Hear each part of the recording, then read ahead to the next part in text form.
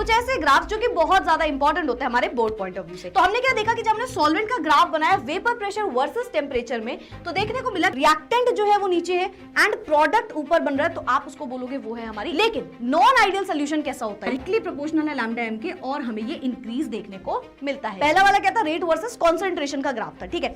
Rate versus time की अगर हम बात करें, जीरो ऑर्डर में क्या होता है? क्योंकि रेडियस कम हो रही होती है, बट एक पॉइंट आता है जब ये सेम हो जाता है। क्या रीजन होता है? Hello everyone and welcome to next toppers. My name is Tapur Omar, your chemistry educator, and आ चुकी हूं मैं नए वीडियो के साथ जिसमें हम पढ़ेंगे कुछ important graphs physical chemistry and inorganic chemistry के, कुछ ऐसे ग्राफ्स जो कि बहुत ज्यादा इंपॉर्टेंट होते हैं हमारे बोर्ड पॉइंट ऑफ व्यू से। Let's get started. कुछ ही मिनट में हम इस वीडियो को कर देंगे खत्म, ठीक है। So let's get started. Elevation and boiling point. सबसे पहले हमें पता है सॉल्यूट और सॉल्वेंट मिलते हैं तो वो बनाते हैं सोल्यूशन, है ना। अब अगर मैंने आपसे बोला कि जो सॉल्यूट और सॉल्वेंट ऐड कर रहे हो उसमें जो सॉल्यूट लो वो नॉन वोलेटाइल सॉल्यूट ले लो, मतलब वो वेपर्स नहीं बनाएगा। तो ऐसी कंडीशन में क्या होता है, जो सोल्यूशन का, जब आप नॉन वोलेटाइल सॉल्यूट को सॉल्वेंट में ऐड करते हो तो हमें सोल्यूशन का ऑफ कोर्स वेपर प्रेशर देखने को मिलेगा, है ना। कुछ प्योर सॉल्वेंट का वेपर प्रेशर होगा, कुछ सोल्यूशन का होगा। देखने में ये पता चलता है कि सॉल्यूट क्योंकि नॉन वोलेटाइल था तो वो खुद तो वेपराइज नहीं होता है सोल्यूशन में, और वो सॉल्वेंट के भी कुछ पार्टिकल्स को रोक लेता है, जिसकी वजह से सोल्यूशन का वेपर प्रेशर कुछ कम हो जाता है, ठीक है।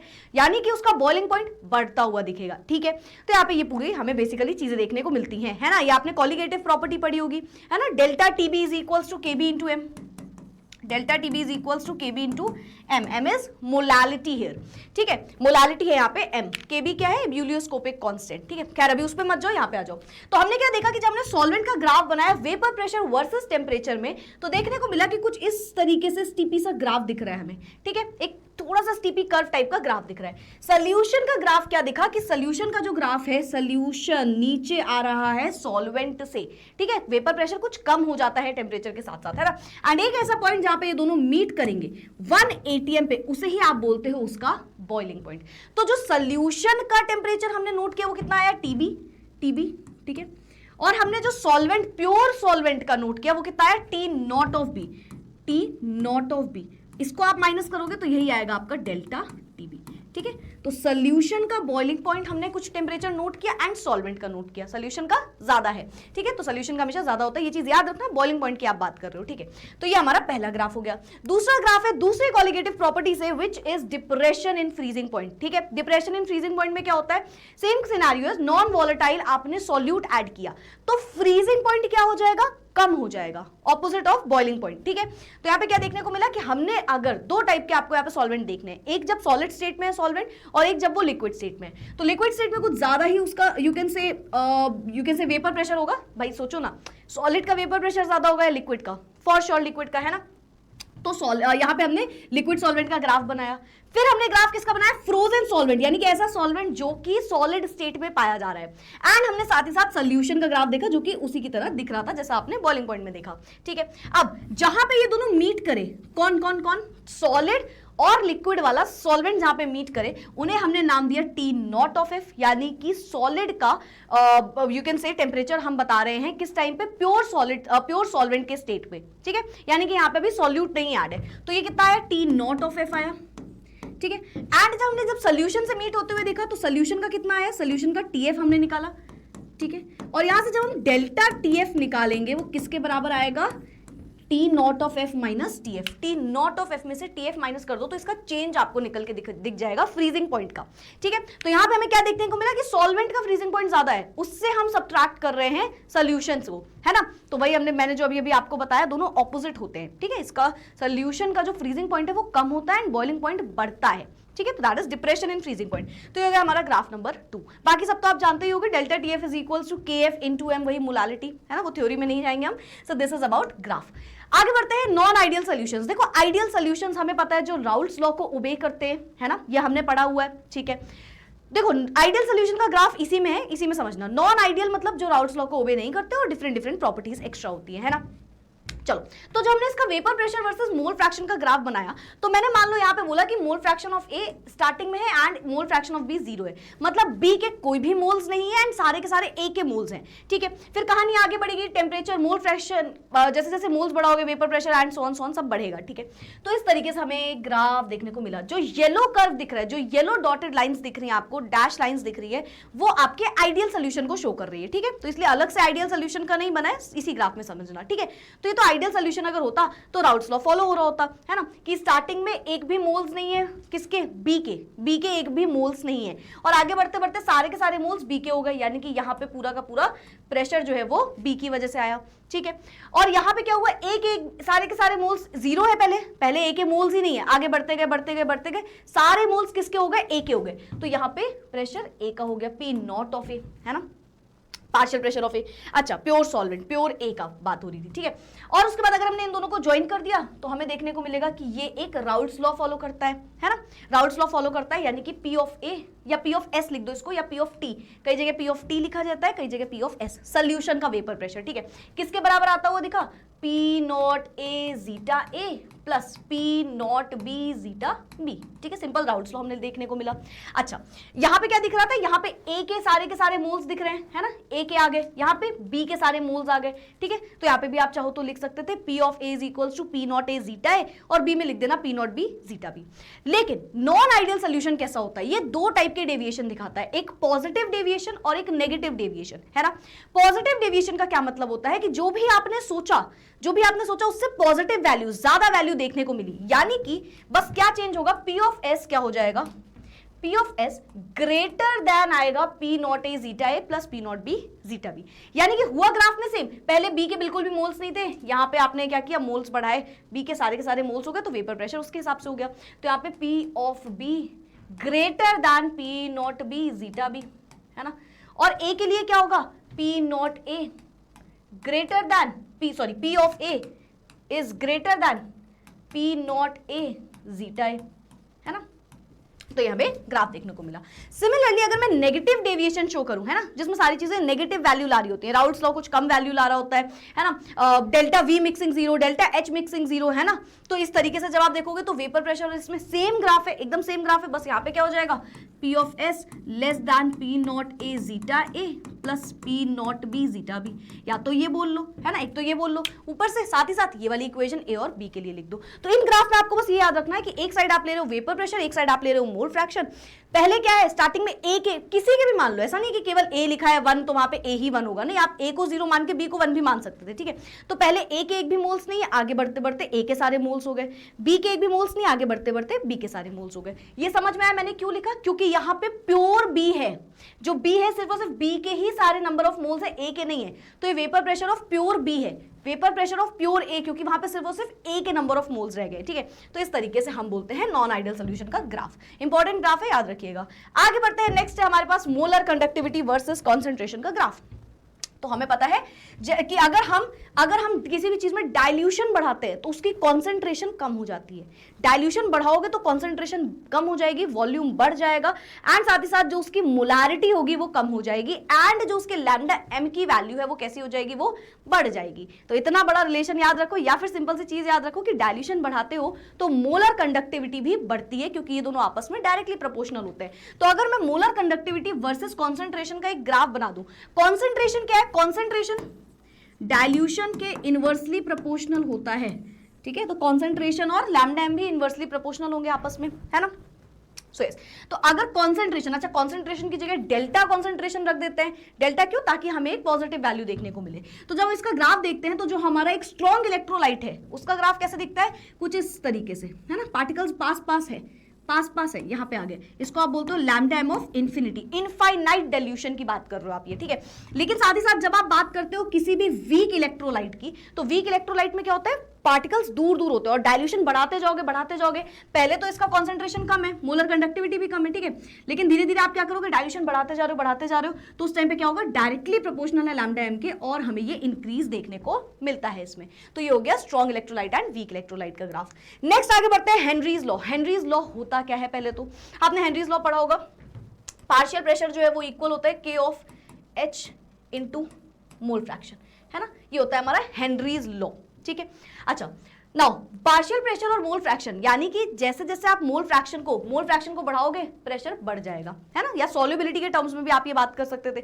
तो ये दोनों के एक दूसरे के डायरेक्टली प्रोपोर्शनल होते हैं, ठीक है। इनिशियली यहां से स्टार्ट होगा, धीरे धीरे धीरे धीरे ये इंक्रीज करता जाएगा। इसका स्लोप जो निकलता है वो हेनरीज कांस्टेंट से ही निकलता है, tan थीटा जो होता है वो होता है k ऑफ h, ठीक है। अच्छा, डिफरेंट गैसेस की डिफरेंट सॉल्युबिलिटी होती है। हमें पता है कि जो मोल फ्रैक्शन है, अगर हमने किसी का k ऑफ h की वैल्यू बढ़ा दी तो इसका मतलब है हमने उसकी सॉल्युबिलिटी कम कर दी, क्योंकि ये दोनों आपस में इनवर्सली प्रोपोर्शनल होते हैं, है ना। k ऑफ h हीलियम का बहुत ज्यादा होता है तो उसकी सॉल्युबिलिटी कम होती है ना। तो इस तरीके से हमें डिफरेंट गैसेस में उनके k ऑफ h की वैल्यू देखते हुए उनका ग्राफ भी हम ऑब्टेन कर सकते हैं, क्योंकि है तो एक स्ट्रेट लाइन ग्राफ ही, है तो एक स्ट्रेट लाइन ग्राफ, बट यहाँ पे चेंजेस क्या है कि जब हम बात कर रहे हैं कि k ऑफ h की वैल्यू निकालेंगे तो जैसे जैसे k ऑफ h की वैल्यू बढ़ेगी हमें पता है सॉल्युबिलिटी उस हिसाब से कम होती जाती है। तो इसलिए डिफरेंट गैसेस के लिए इस तरीके से हमें ग्राफ देखने को मिलता है। इससे आपको पूछ भी लिया जाता है कि ये ग्राफ रखा हुआ है, अब बताइए कि इसमें किसकी सॉल्युबिलिटी ज्यादा है किसकी कम है, ठीक है। तो सबसे कम सॉल्युबिलिटी हीलियम की, देन इसकी। अब इसका रीजन क्या होगा, k ऑफ h की वैल्यू की वजह से, ठीक है। तो k ऑफ h की ये आपको रिलेशन याद रखना है। आगे बढ़ते हैं, नेक्स्ट ग्राफ है हमारे पास कॉन्सेंट्रेशन वर्सेस टाइम, है ना, केमिकल काइनेटिक्स में आ गए हम। तो देखो हमें पता है कॉन्सेंट्रेशन और टाइम का कैसे ग्राफ बनाना है, तो हमने रेट ऑफ रिएक्शन वगैरह सब समझा हुआ है ना। तो यहाँ पे क्या होगा, अगर मैंने एक साइड कॉन्सेंट्रेशन एक साइड टाइम रख दिया तो क्या होगा, देखो अगर मुझे एक एवरेज रेट निकालना है, रेट कैसे निकलता है अगर आपको याद हो तो हमने रेट निकालने का तरीका समझा था, कॉन्सेंट्रेशन को टाइम से डिवाइड कर दो तो हम रेट ऑफ रिएक्शन निकाल सकते हैं, है ना। यस, तो यहाँ पे क्या करना है, जो भी रिएक्टेंट का रेट है उसको टाइम से डिवाइड कर दो, ठीक है। अगर डिफरेंट कॉन्सेंट्रेशन पे देखोगे तो उनका जो आप एक रिलेशन निकालोगे, डिवाइड कर देना डिफरेंट टाइम पे, तो हमें एवरेज रेट निकल के आ जाएगा। एंड अगर आप इसी में एक टेंजेंट खींच के टेंजेंट ड्रॉ करके इसका स्लोप निकालोगे, है ना, तो यहाँ पे आपको इंस्टेंटेनियस रेट मिलेगा। इंस्टेंटेनियस रेट मतलब छोटे से टाइम पीरियड के लिए जो रेट होता है तो उसे आप बोलते हो इंस्टेंटेनियस रेट, ठीक है। तो माइनस dr/dt आप इंटीग्रेशन बेसिकली करोगे तो यही इसका स्लोप यहाँ से निकलेगा। एंड इस तरीके से हम निकाल सकते हैं इंस्टेंटेनियस एंड एवरेज रेट, ठीक है। नाउ रेट ऑफ रिएक्शन और कॉन्सेंट्रेशन डिफरेंट ऑर्डर पे कैसे होगा। अगर मैं जीरो ऑर्डर की बात करूं तो जीरो ऑर्डर होता क्या है, रेट ऑफ रिएक्शन जिसमें बिल्कुल भी डिपेंड नहीं कर रही होती कॉन्सेंट्रेशन ऑफ ए पे, है ना, मतलब ए से हमें एक प्रोडक्ट मिल रहा है एंड जो प्रोडक्ट है ये सॉरी जो रेट ऑफ रिएक्शन है वो ए पे डिपेंड नहीं कर रही है, दैट इज अपना जीरो ऑर्डर रिएक्शन। ए के कॉन्सेंट्रेशन पे डिपेंड नहीं कर रही है, जीरो पे डिपेंड कर रही है, that is zero order reaction. तो रेट को कोई फर्क ही नहीं पड़ेगा कॉन्सेंट्रेशन से, तो एक नॉर्मल आपको नॉर्मल लाइन ऑफ ग्राफ मिल जाएगा, ठीक है।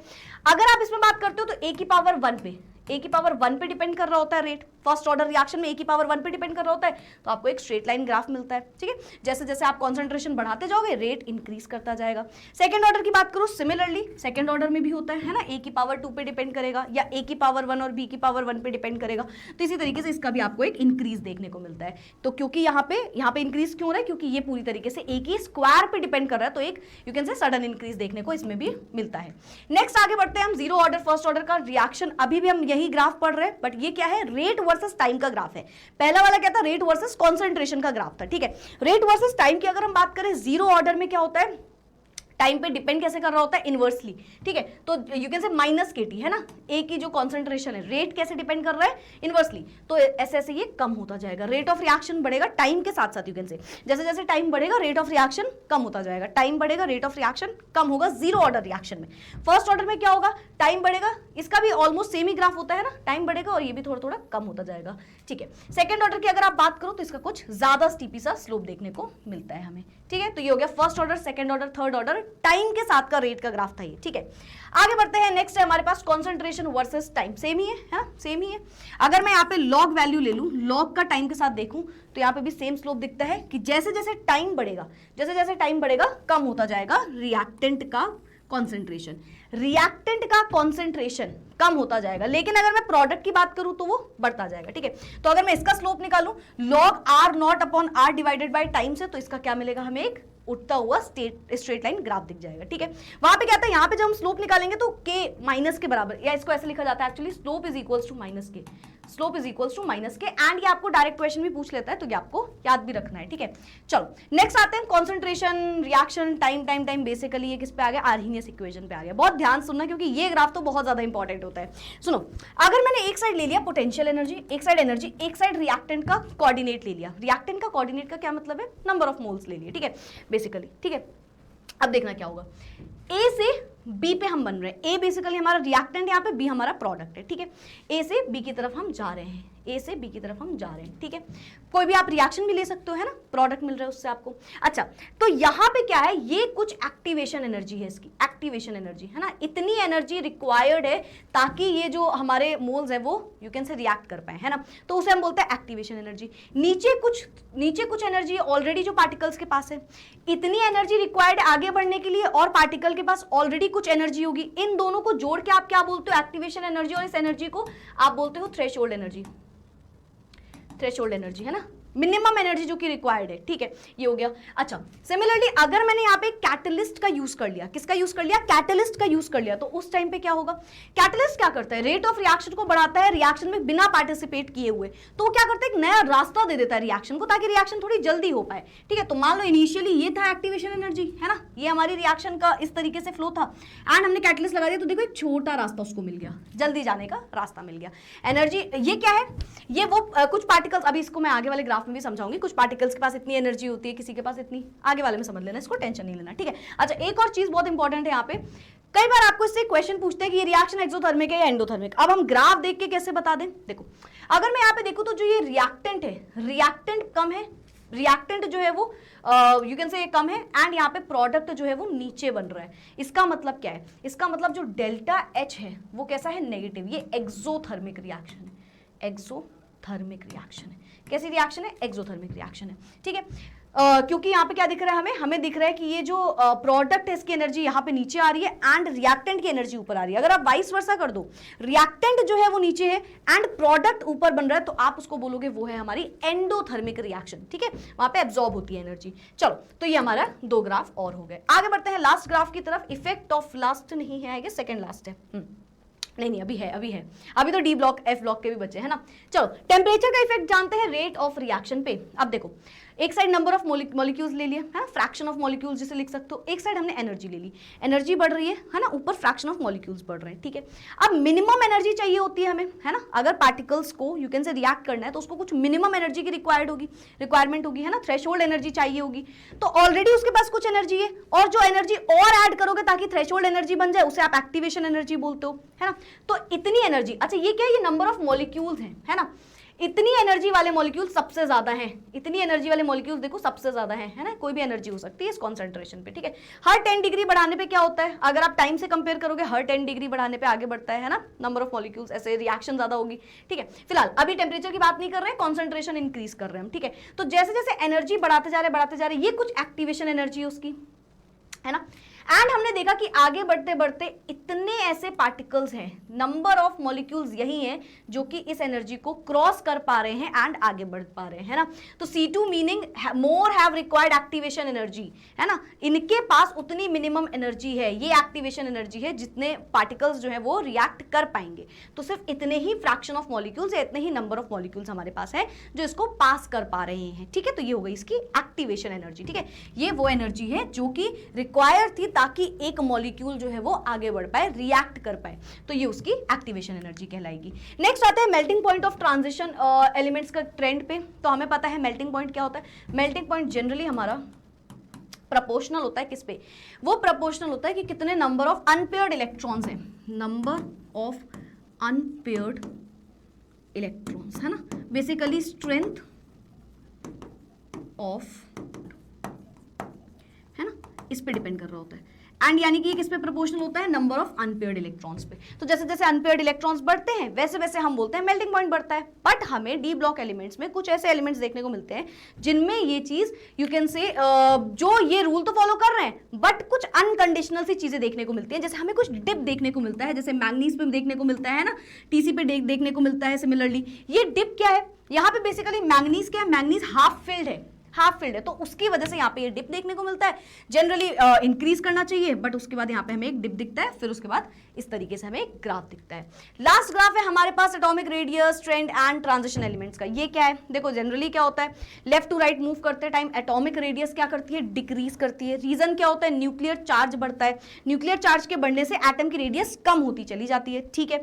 बट हमें देखने को मिलता है कि जब हम डी ब्लॉक एलिमेंट्स की ट्रेंड देखते हैं लेफ्ट टू राइट का, तो स्टार्टिंग में तो ये काम फॉलो हो रहा होता है, यानी कि स्टार्टिंग में एटम की रेडियस कम हो रही होती है, स्टार्टिंग में एटम की रेडियस कम हो रही होती है। बट एक पॉइंट आता है जब ये सेम हो जाता है, क्या रीजन होता है? क्योंकि उस टाइम पे शील्डिंग इफेक्ट न्यूक्लियर चार्ज जो you can say nuclear charge लग रहा था उसके बराबर हो जाती है। इतना ही नहीं, इसके बाद हमें ये भी देखने को मिलता है, एक सडन इंक्रीज देखने को मिलता है। उसका रीजन क्या होता है? क्योंकि शील्डिंग इफेक्ट ज्यादा हो जाता है न्यूक्लियर चार्ज से। तो स्टार्टिंग में न्यूक्लियर चार्ज ज्यादा है शील्डिंग इफेक्ट से, फिर बीच में न्यूक्लियर चार्ज बराबर हो गया शील्डिंग इफेक्ट के, और लास्ट में न्यूक्लियर चार्ज जो है वो कम हो गया शील्डिंग इफेक्ट से। नंबर ऑफ इलेक्ट्रॉन्स बढ़ेंगे, शील्ड ज्यादा होगा यहाँ पे, ठीक है। तो इस तरीके से हमें ट्रेंड देखने को मिलता है। So that's about D block elements. So yes, that's it, that's all about all the graphs. ये कुछ इंपॉर्टेंट ग्राफ्स हैं, अच्छे से पढ़ के जाइएगा, समझ के जाइएगा, नोट करके जाना, ताकि आप एग्जाम में अगर इससे कोई क्वेश्चन आ जाए तो उसे अटेम्प्ट कर पाओ। खत्म, टाटा बाय बाय, फिर मिलेंगे अगले वीडियो में, नेक्स्ट सेशन, नेक्स्ट वीडियो में अगले डिफरेंट टॉपिक्स के साथ। Bye bye, take care and keep studying. Thank you everyone.